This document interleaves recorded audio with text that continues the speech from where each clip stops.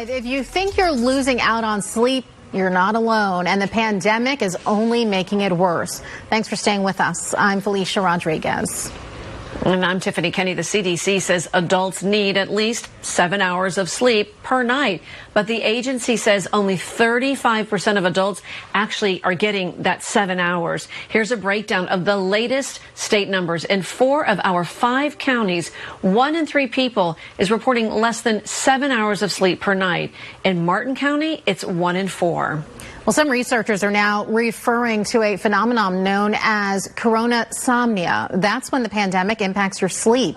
As Gianna Caserta report, it is more common than you think. Sleep in general is very, very important. Marty Gilman has struggled with getting the right amount of sleep for years, and COVID-induced stress doesn't make it any easier. People have financial stresses, work stresses, family stresses, whatnot.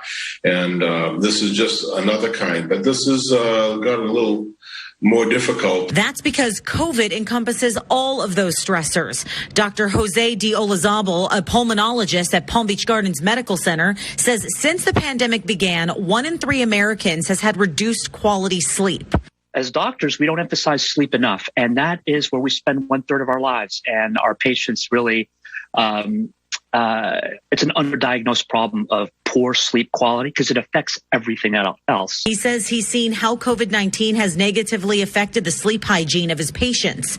Strong sleep hygiene means having both a bedroom environment and daily routines that promote consistent, uninterrupted sleep. We're more sleep deprived. We are more irritable. We have mood changes. We become at risk for depression, social isolation, at a time where we're already socially isolated over the last year. So even more